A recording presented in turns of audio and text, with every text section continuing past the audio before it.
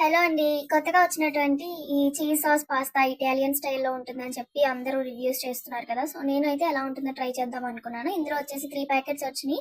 ఒకటి సీజనింగ్, రెండోదొచ్చేసి కొంచెం vegetables, dry vegetables and third packet వచ్చేసి ఇలా పాస్తా అనమాట. సో, పెన్నె పాస్తా అయితే ఇచ్చారు. చూడడానికి నార్మల్ పాస్తా కంటే చాలా చిన్నగా, సన్నగా ఉన్నాయి. సో, ఫస్ట్ అయితే దీన్ని ఎలా ప్రిపేర్ చేసుకోవాలంటే బాయిల్ చేసుకోవాలి వాటర్‌ని. ఒక 1-1 ½ గ్లాస్ వాటర్ వేసుకొని బాయిల్ చేసుకోవాలి. తర్వాత ఇది పాస్తా అనేది బాగా ఎక్కువ కుక్ చేయకూడదు. కొంచెం 80% వరకు కుక్ చేసుకుంటే సరిపోతుంది. అందులోని కొంచెం ఎక్స్‌ట్రా ఉన్న వాటర్ అంతా తీసేసి డ్రైన్ చేసుకోవాలి. ఆ తర్వాత దీంట్లో ఇచ్చిన సీజనింగ్ అండ్ డ్రైడ్ వెజిటబుల్స్ అనేవి యాడ్ చేసుకోవాలి. ఇలా యాడ్ చేసుకున్న తర్వాత అన్నీ ఒకసారి మిక్స్ చేసేసుకొని, ఆ వాటర్ ఏదైతే ఉందో లాస్ట్ కొంచెం వాటర్ అదంతా బాగా బాయిల్ అయ్యి ఆ పాస్తాకి పట్టేలాగా మనం ఉంచాలనమాట.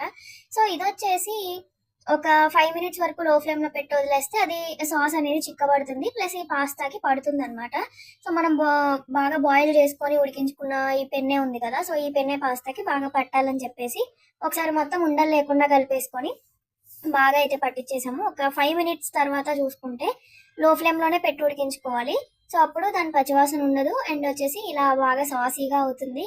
సో, చూస్తున్నారుగా చిక్కగా తయారైంది సాస్ అయితే.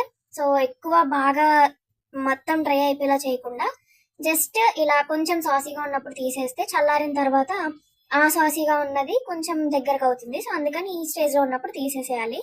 సో, ఇప్పుడొచ్చేసి పాస్తా అయితే ప్రిపేర్ అయిపోయింది. పీజీలో ఉండి చేసుకుంటున్నాను కదా!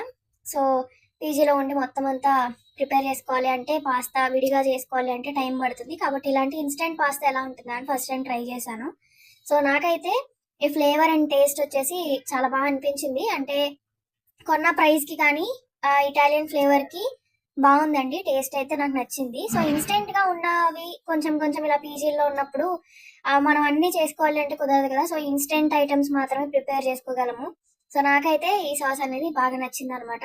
సో, ఈ వైట్ సాస్ పాస్తాతో పాటు రెడ్ సాస్ కూడా ఉంది. సో, పింక్ సాస్ కూడా ఉంది. బట్ నేను రెడ్ సాస్ ఇంతకుముందు ట్రై చేశాను. నచ్చింది.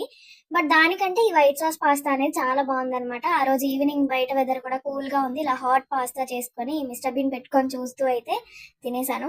మీరు కూడా ఒకసారి డెఫినెట్‌గా ఇది ట్రై చేయండి. అంటే ఇటాలియన్ ఫ్లేవర్‌తో నచ్చే వాళ్ళకి ఈ పాస్తా అయితే నచ్చుతుందనమాట. సో, డెఫినెట్‌గా ఒక ట్రై ఇచ్చి చూడండి.